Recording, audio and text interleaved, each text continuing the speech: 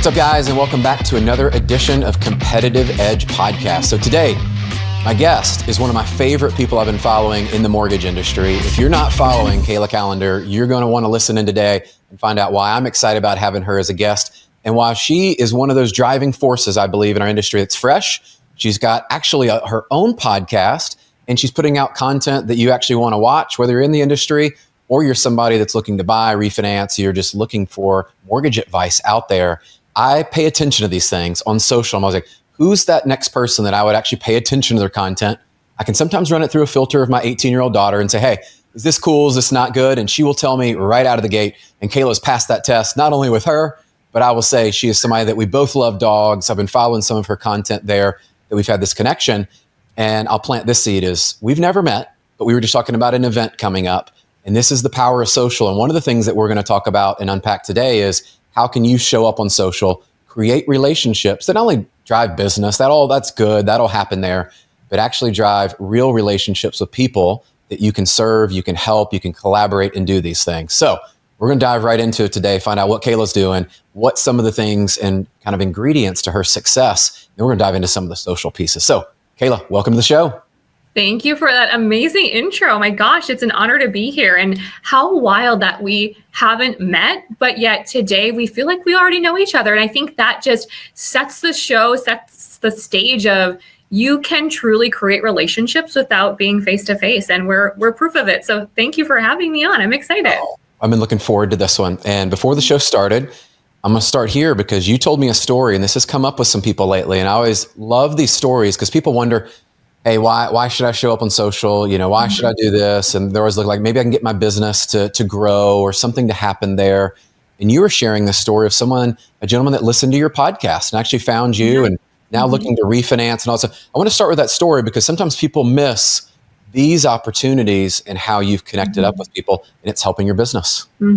Yeah. I mean, I think it's sometimes you wonder, is it worth it? Is it worth the energy and the time? And I think it's one of those things, it's not social media or in person, it's social media right? It's another arrow in your quiver. And I think that people kind of think it's not worth it. I'm just getting started, and I think there's a lot of thought of virality, like, oh, I know I won't go viral, but that's not the point, right? The point is just to have another option of getting in front of people. And, I talked to individuals in our industry before and they're like, well, my post only got 100 views. And I think we talk about this a lot. It's like, what would you do to get in front of 100 people for free, by the way? What would you do to do that? And I think we forget about the impact it makes. I was, this is a kind of a crazy story. I was at Costco yesterday with my husband, and I don't really go to Costco. I'm an Instacart girl, but I went in. The door greeter says, oh, hey, Kayla, how's it going? I kind of have met him and have known him. He asked me more questions about my life than probably most people have in the last week. He's like, how are the dogs? Hey, I saw, you're doing this and, you're in lending. How is that going? And oh, by the way, did your lake get any damage? Because he saw I posted on that. Oh, yeah. And even though this individual didn't like or share or comment on my post, it was a reminder of that we forget that just because you're not gaining virality and people are commenting and loving everything you do, that you're not being seen. So that's my really long kind of tangent about like sometimes people are just forgetting about the impact they make with just one post. Oh, I love it. I shared this yesterday with someone and they reached out to me. They actually texted me and said, hey, can I have some time with you? I'm dealing with an issue. And they're at another company, by the way, in our industry. And they're like, I need somebody safe and trusted that I can run this by. Like I have a real issue. I need to go to my boss and I don't know how to handle it. And I just thought, man, they never really comment. Like every once in a while they might engage, but what a powerful thing of how you're using it today. And I'd love to unpack that because I think we forget, right? You're talking about, you get 100 views on your post. Man, I would have killed to have 100 people in a room when I was doing events, right? Like 100 people, I know. 50 people. Even 20 of the right people, I always say, is better than 2,000 of people that are never going to actually do anything. So tell me a little about your strategy, because I love the way you show up. You're authentically you. You showed, like, you talked about the lake thing, and I'm following that too, going, oh my gosh, there's like all this happening at the lake and the high winds and the storm. I'm like, are you okay? What's happening? And you've just opened up your life in a way, like even the dog pictures, right? And I just think you've done it in a unique way, but why did you choose to do it that way? Maybe unpack some of your strategy of how you've chosen to show up on social. I think it was Kyle Draper that I've gotten to know him. If you don't know Kyle, he's, oh gosh, one of the best in the business of getting on video. And I think it was him, because I don't want to take credit for this, but I think he was the one that said, think of like 3 pillars. Think of 3 pillars in your life that isn't necessarily like, yes, mortgage, but it's in addition to. So I'm like, okay, what's something that makes Kayla unique? And it was dogs. And I really like talking about my lake home because I was scared to buy it. We lost to a cash offer. We put in all this money and energy and time, and we built equity, but it's also a place of memories and love, and the dogs love it. And so I thought those are some things. And then I always found that whenever I talked about Fargo weather, like, yeah, sure, you betcha, Fargo weather, people were so intrigued, like, oh my gosh, like, what's it like? So those are just things that create Kayla, like make me me, or things that make me unique compared to maybe other lenders. And truthfully, as much as people want to hear about, what the market's doing and rates and programs, they want to work with the person.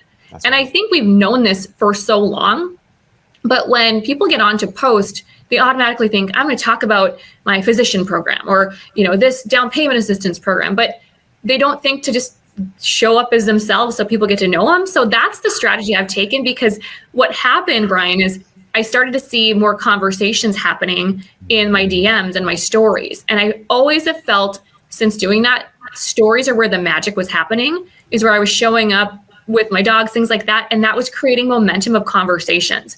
So that's why I started I think it was Kyle that had mentioned, show up as yourself. Yeah. And then I have just found that that's where the conversations are happening. And it's been a win. I love it.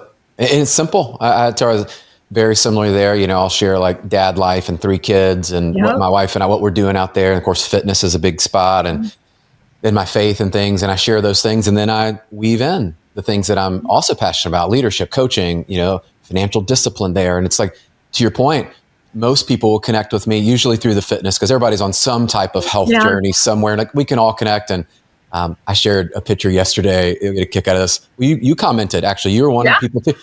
And had so many people reach out, and they're like, dude, your face, you look so different. What did you do? And I'm like, man, I'd be happy to share it with you. Like, cause like I've been on that journey for years and didn't have the results. And then here's what I did, and here's what you could do. And you just never know how you can serve someone. And I love how you do that, because you talk about the dogs, you talk about the weather, all these things. There's a lot of us that are dog lovers. So I feel like those are like immediate connections. Oh, yeah. And when you're sharing it, how do you then move it from this, okay, here was my life, here's the things that I'm doing. How do you start to transition it to business? Because I find people get lost in this kind of ecosystem of like, well, I'm posting all these things and nobody's engaging, or, it's just not going anywhere. How have you been able to move that to where I feel like you're converting into conversations? It's easy to have a conversation with your content. I feel that way. Yeah. I think it's kind of playing the long game. It's realizing that, you're not going to have overnight success of someone likes your post about a dog and then they're going to need a mortgage. It's not like that. And in fact, I had a girl on LinkedIn from another state, because I finance all 50 states. And she's like, hey, I love your stuff. I see you do mortgage. Can you help me in this way? I don't even know who the girl is. She wasn't engaging in my things. And I think you just have to know that it doesn't happen overnight. And I think if in our industry, I think it's so like perceived as very scary, and someone's going to see my finances. I've played the side of the coin of, I want to be relatable. So I let it come to me. I don't try to be pushy or salesy. If someone says, hey, I also had a mortgage question, could I buy a home, XYZ? I'm not following up like hard sales. I'm saying, I'm here if you need me. And then I know that they're following me and they're going to continue to see my, as you say, weaving in of the mortgage related items, that it's going to naturally occur. So I don't take the approach of putting them on a mail campaign and bothering them and following up. I know they're going to see my stuff. And I think social media is almost like the new CRM. You're staying in front of people. They're seeing your items, but you're also not, I guess, being salesy with it. You're letting them come to you. And that's the approach I've taken.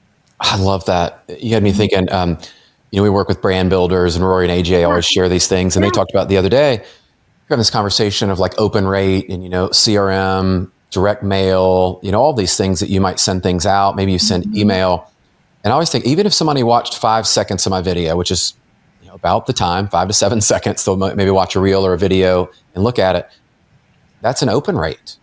And there's more and more people, when you look at your impressions and you look at that, and you look at LinkedIn, Facebook, Instagram, and always paying attention to, what do people actually look at? And then what do they engage, and what's their feedback?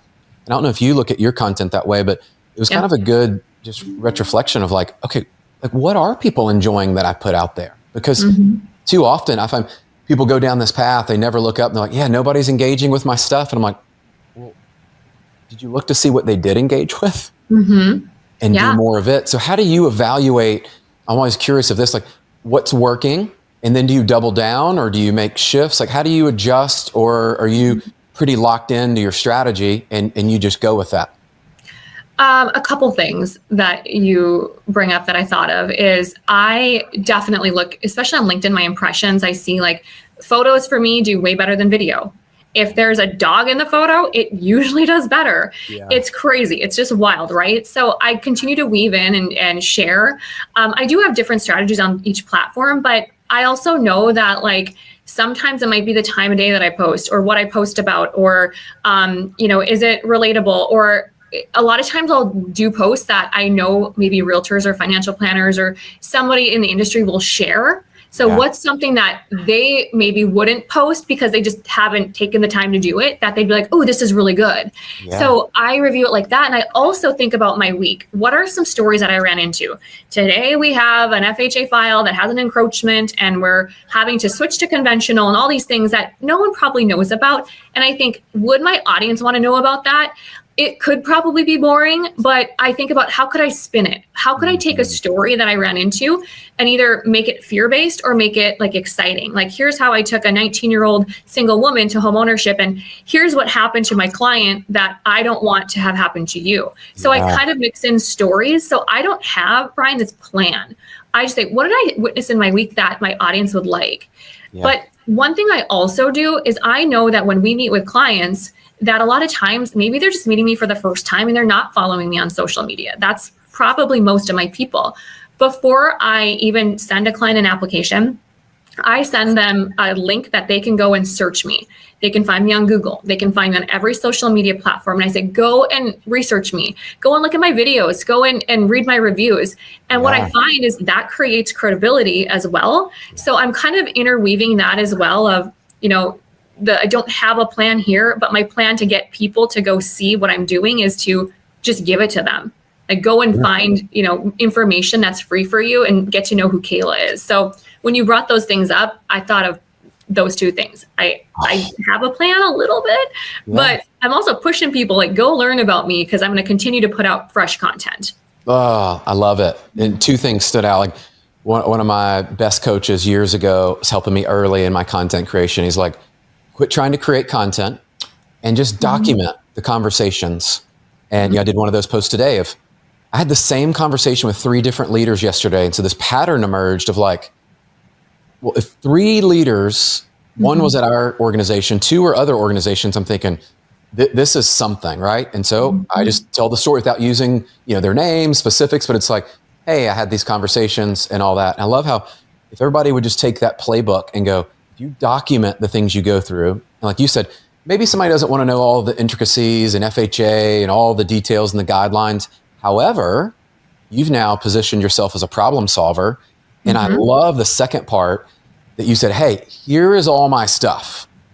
Go check me out, right? Because I think for you, that's a great differentiator today. And if we think people aren't researching us or looking us up after we've been referred, crazy, right? Like it is happening. And they're going there. I would love to dive into that a little bit more because I see you're on different platforms. You mentioned that you might have a little different strategy for each. How are you making sure, you heard this word years ago, like ubiquitous, like you're everywhere your customers are and you just show up where they are. How do you make sure Kayla is in the right spots for the right customer, referral partners to see you, and maybe some of those strategies that might be a little different from a LinkedIn to an Instagram and all? I think so. I have my Instagram tied to my Facebook, and I use one Instagram mostly and one Facebook. I have gone away from the business Instagram, personal Instagram, business Facebook, personal Facebook. So I do have a business Facebook, but I notice I don't get as much traction. People aren't following it versus I built up this Facebook since 2005, since I was in college. Like, why not use that? And if people don't want to see it, they can turn it off, right? Sure. So I have gone to the strategy of just having personal on each, that like, even though it's, Kayla Calendar Mortgage, I don't have anything else. So I find that has been helpful. So you're not going back between, 4 different ones. Anything I share to Instagram goes to Facebook. So I also have made, right, wrong, or indifferent, made my Facebook public. I know that whatever I share, yes, that's scary and it's a leap, but I know that I'm getting a lot more traction, a lot more followers, a lot more engagement. Yeah. So that's been helpful. And then in terms of LinkedIn, I think it's a different audience. I'm really leaning more towards B2B in that case, maybe reaching out to more financial planners, divorce attorneys, realtors, although I don't see a lot of realtors on LinkedIn yet, but maybe giving strategies and solutions on there. I'm still doing a lot of, hey, are you a first-time buyer? Still doing that. But I find that has been more focusing on that audience. So it's a little different, but ultimately I still share personal on LinkedIn as well, because again, it's getting to know Kayla. Hey guys, it's Brian here. I hope you are enjoying the show. By the way, if you're an entrepreneur or a solopreneur looking to grow your personal brand, make a bigger impact, maybe increase your leads and grow your revenue, let's help you get started today by connecting up with my friends over at the Brand Builders Group. You've heard me talk about them, but if you're new here, this is definitely the first step to get you started in turning your reputation into revenue. Head over to freebrandcall.com/Brian Covey. Again, to set up your free brand call, go to freebrandcall.com/Brian Covey to set up a free strategy call with one of the team at Brand Builders, and they will dive into your specific goals for how you want to grow your personal brand. I can't wait to hear how it goes.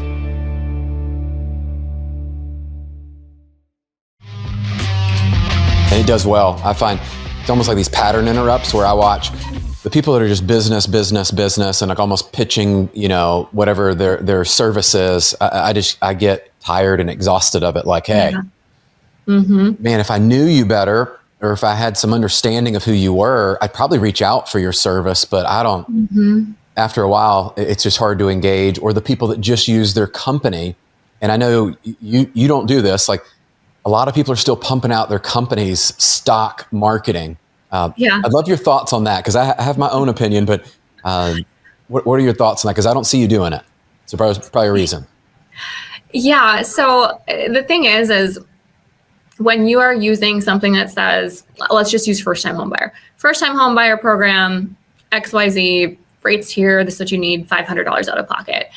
It's great information. But to me, that's something that comes after you talk to someone and you want to get in the details.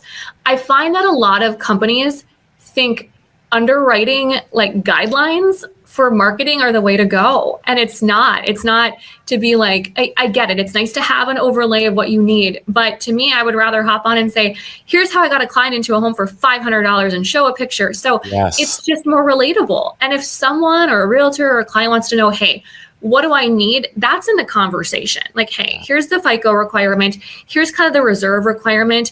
They don't know what that means on a post. That kind of terrifies them. And that's what's pushing consumers away, is the fear.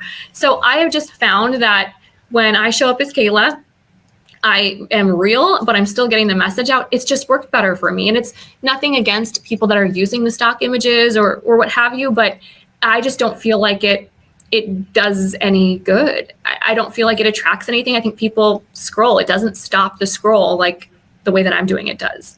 Agreed. So it never worked for me. And I always share that with people. It's like, I just go off experience, like where I've tried it at a couple of organizations. And I'm like, I mean, outside of people in my company who are not my target audience, right? Like that's probably not who I'm trying to reach out to, especially LinkedIn, where I love that you said B2B, because so many people miss that. I have found the same over there, Kayla's like, there's a lot of financial advisors. That was a lot of my business growing up when I was producing. And learning through that. Even today, some of the referrals that I still get, even though I'm not producing every day, it's one of those I go, I love financial advisors for some reason. And they are over there and they do love something. So I'll weave in every once in a while something.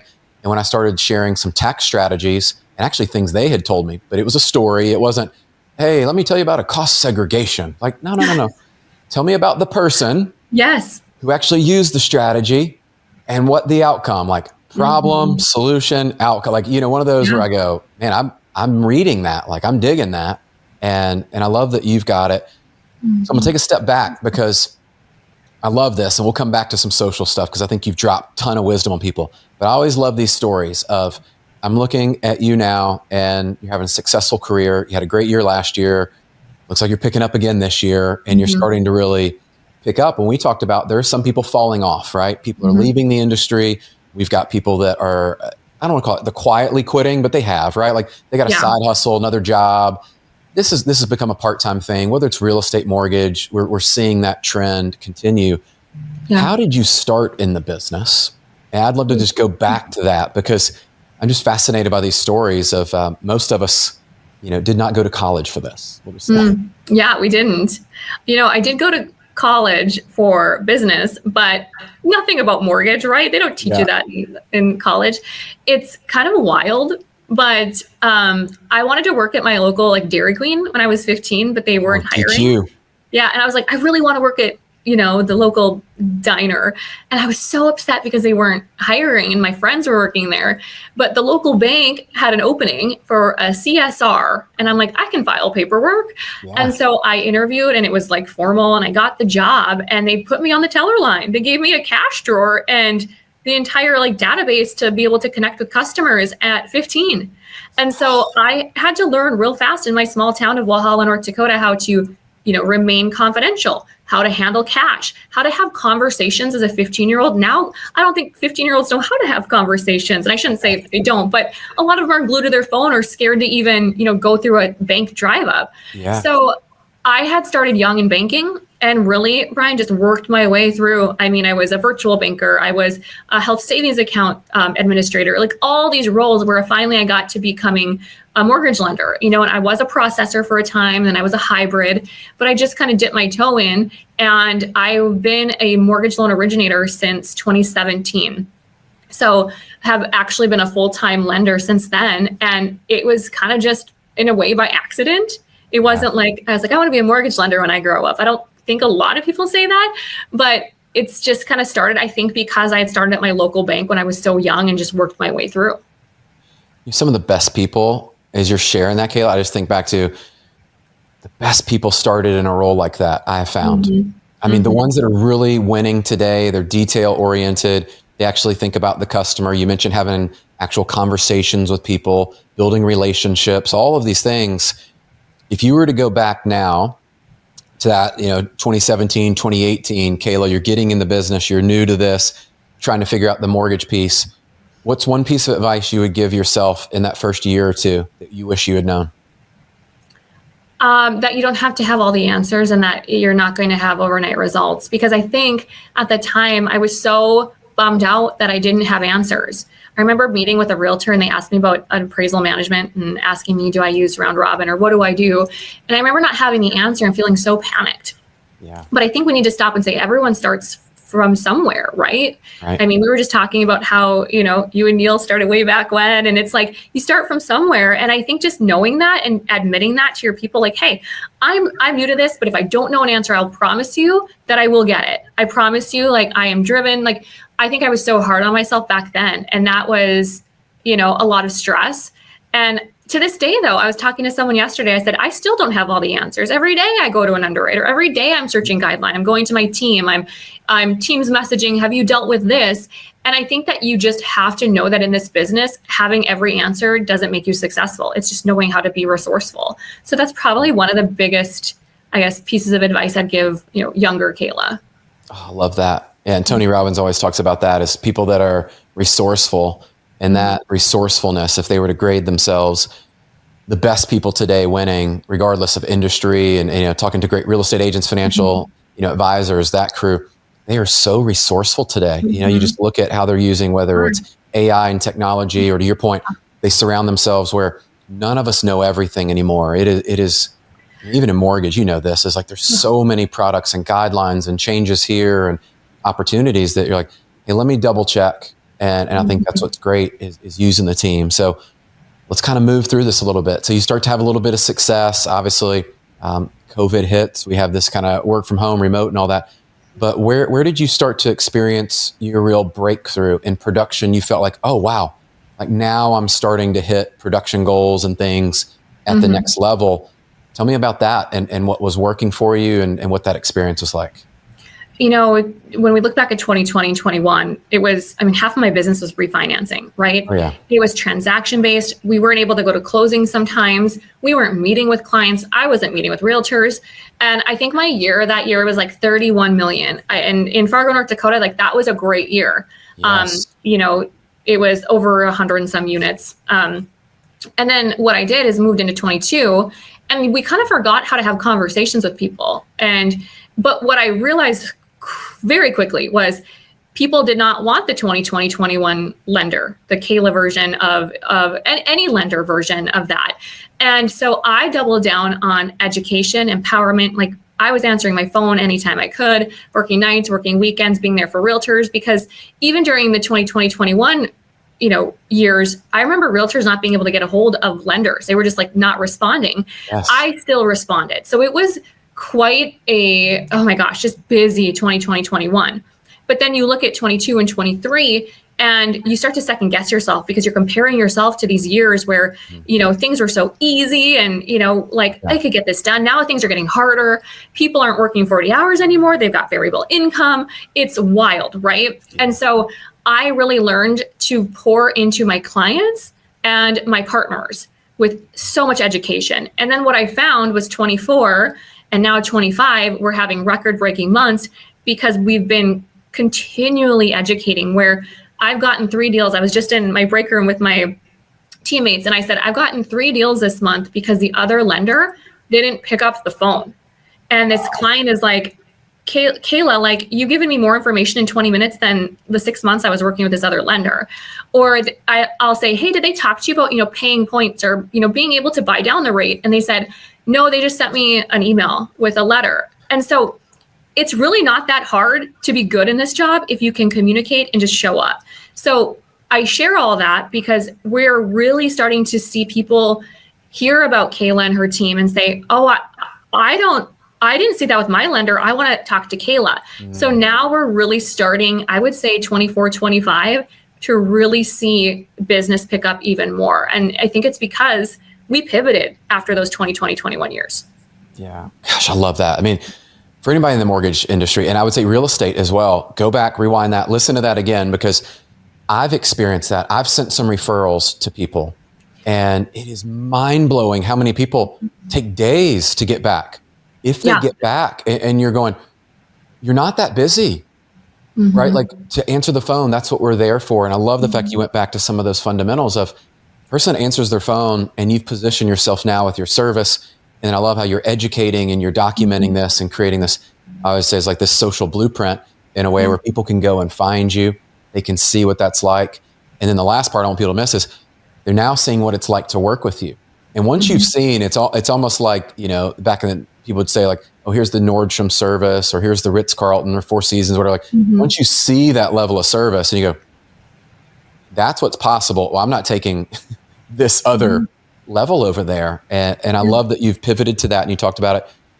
So what's next? Now that it sounds like you've got momentum, you've got things that are working, you're answering the phone, probably getting some rescue deals. It sounds like you've really positioned yourself as the go-to lender in your community, and I'd probably say outside of your state, because you mentioned you had a referral from outside. Yep. And I'm always curious, like what's next? Where do you see yourself growing into, and what are you focusing on in this next season and chapter? I love that question. I think that you can only grind so long. Like when you're grinding, 60 hours, you want to see the light at the end of the tunnel, right? So I'm always a believer in the phrase, you've got to delegate to elevate. Yes. And so I know I'm at a point where I need to hand off some things and have trust in my people, whether it's hiring someone else or giving more to my loan partner. I know that I need to do that. So if I want to grow and scale, I need to then train my team to do the things that I do so that when I hand it off, I have no concern. And what I love about also having a team is if someone can't get a hold of Kayla because she's in a call or on a podcast, they have the belief, the trust in my team to do the same exact level of service that I will. So I would say that is kind of, as we grow, that's a step that I would like to achieve. And then I have a lot of people that reach out for coaching or, hey, can you help me with this? Or brain, can I pick your brain meetings? And so I think that there is something in my future. And I feel like I've been saying this for a while. And I think I'll be very vulnerable. It's a hurdle for me to know what that is. But I think there's something to come, whether it's coaching or helping or speaking, engaging and sharing what I do and helping others get there, probably loan officers, maybe realtors. But I foresee that being somewhere in my future. I just don't know when and where.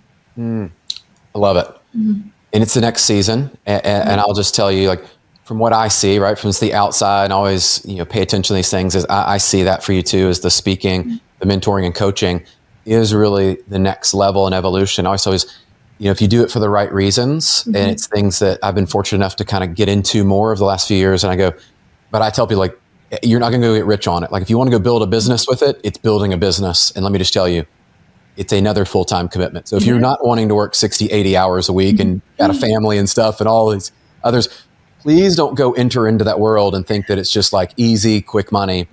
If you are doing it, recently, Kayla, I'll share this with you, is I had my coach that I've worked with for 7 years, and he said, hey, I'm going to be taking a couple months off. I'm doing this with my family. Can you step in and lead this group of 8 leaders in the mortgage industry and all this? And I'm like, yeah, I would love to. So you just never know when you put that out into the world. Always say opportunities come up, because I really wanted to do that, but I don't want to go create a landing page, create my own coaching program, go find customers, do the billing, all the stuff. And I remember just praying, like, okay, God, this is what I want to do. I believe there's people I can serve. It happens. And that showed up. And I remember thinking, oh, that's cool. And then the speaking. But I see you doing that because, one, we have a void of enough female speakers. I'll just say it directly.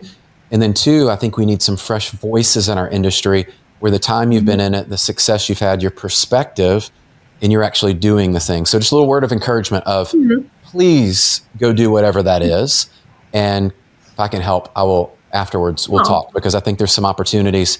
And I'm always looking for that in our industry. That is the thing of legacy and moving forward, is how do we move our industry forward? And I'll tell you this, with shorter version of the story. Just this week, a couple of leaders and I, we're at different organizations. And we're talking about, we all had these conversations with people under 30 in our industry doing pretty good production, right? Like numbers, we'd go, man, that's really good. And we were all just kind of blown away, like, isn't that cool that there's this new generation coming up? And then I think about this gap, though, that exists in our industry, that I see great leaders coming alongside them to help guide them through that next season. And so, hey, you can be that. And I love that. Proud of what you're doing.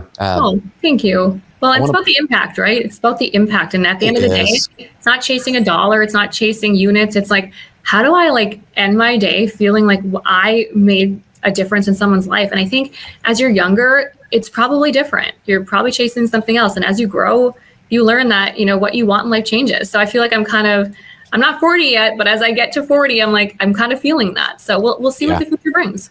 I love it. Well, keep pursuing it. Doors will open and things will happen, and you put it out there. And as we release this show, it's going to be great, because people will hear this and they'll be like, oh, that's what Kayla wants to do. Cool. Like, how do I get plugged in with that? Yeah. So before we jump into that, before the show, this was really cool, because I had to move the show back. I had a meeting running over. I messaged you and I said, hey, can we have 10 or 15 minutes? And I loved what you said to me when we got on the call. And I think this is a separator that people miss. It's the little things, right? And you've talked about a lot of those today. They're like, hey, I pick up my phone. Hey, I follow up over here. Hey, I do this with my team.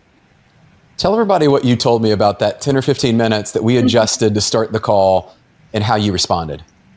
Well, you gave me back 15 minutes of my day to get other things done. So I had a crazy morning, and truthfully, it was a blessing, because I didn't feel as rushed getting onto the show. And I was like, okay, cool. I've got some extra time here. And I was on a call with my team trying to figure out this darn encroachment deal on this FHA property and trying to follow up. So I took those, 15 minutes or so to just kind of get settled, get a few things done. I think I got 4 things done that I had been actually procrastinating about, that just little tiny things. Yeah. One of them was a 30-second conversation with a colleague. So it really just gave me time back in my day. And instead of just being like, oh gosh, like this is late, or what, like you had said, scrolling Instagram, like just use the time. And it was a blessing. And I think that any time like someone feels bad or you're running late, like it happens to me every day.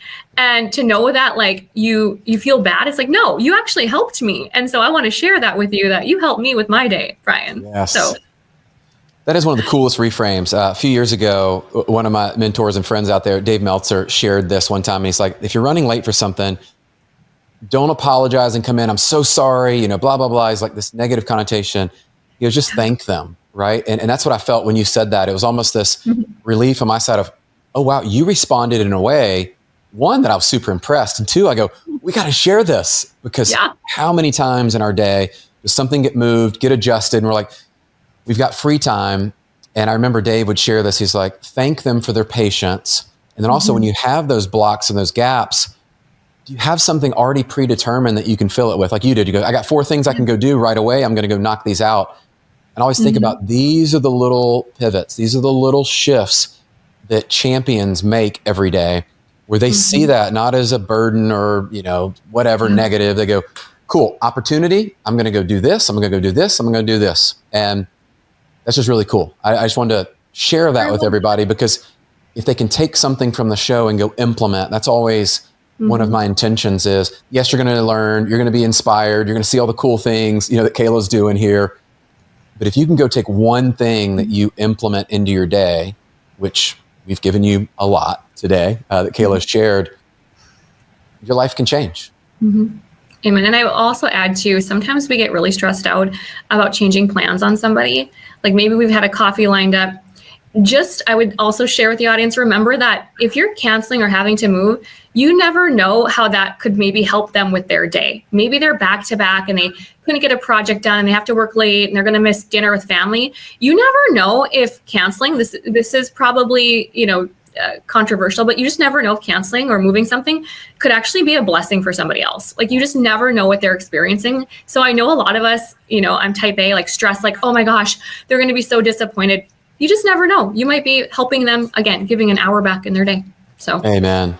I had that happen today. And what's cool is I had been thinking about Trent Shelton was a guest several episodes ago. I love Trent. And talks about protect your peace. And I had someone send me a note. They've got a sick kid for tomorrow. We were going to have lunch. I've really been looking forward to it. And they sent me that note.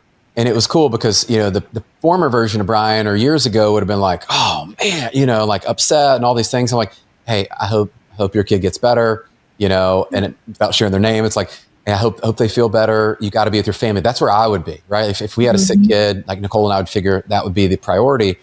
And I said, hey, let's grab a new date together.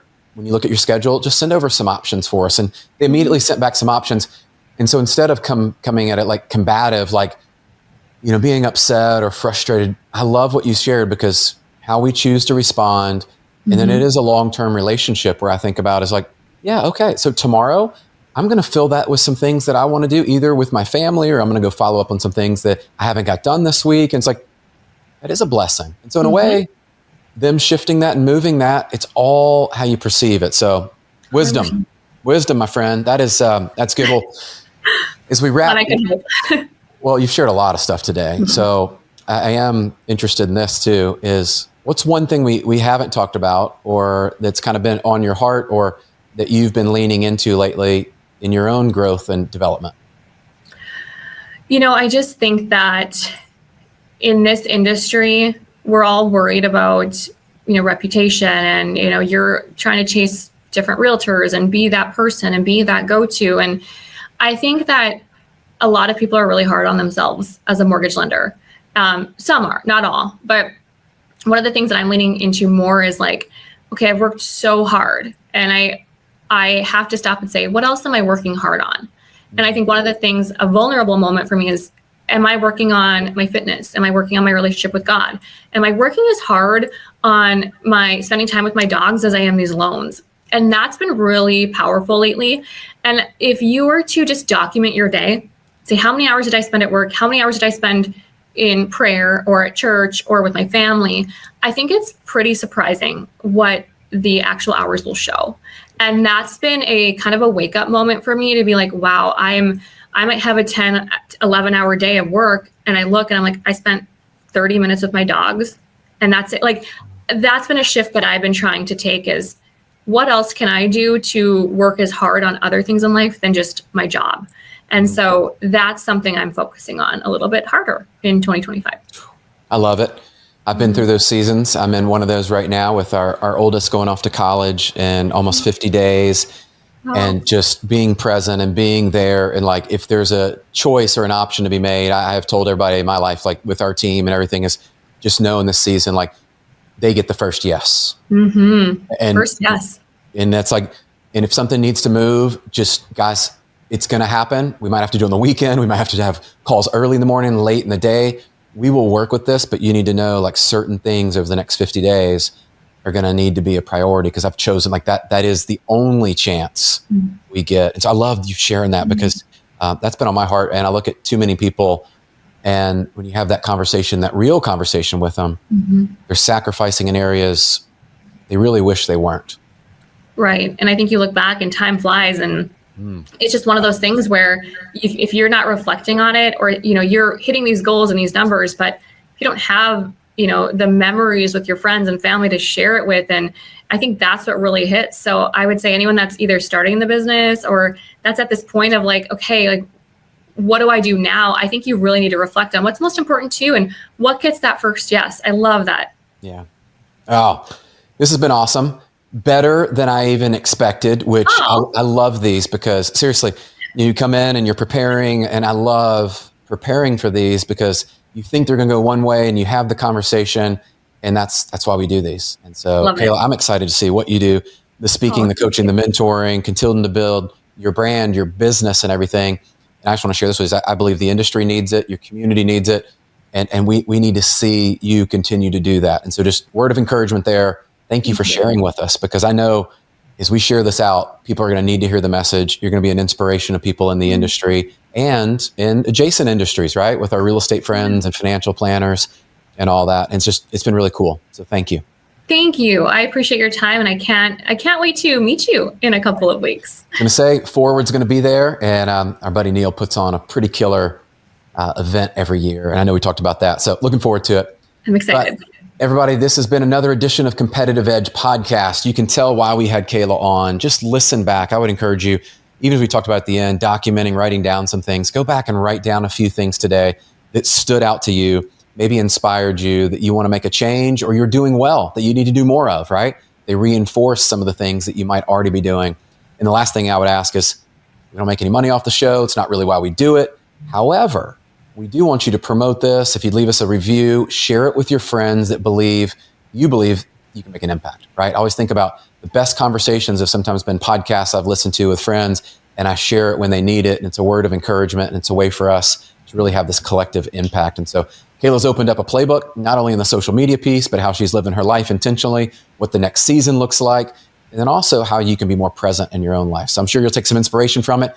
Share it with people, put it on social, share it with friends directly, all that cool stuff. And that's how we all can make the world a better place. So until the next episode, go out there and do something great, and make sure that you follow Kayla if you're not already. We'll have all of her links and everything on social. You can follow along with the rest of her journey. See you guys in the next episode.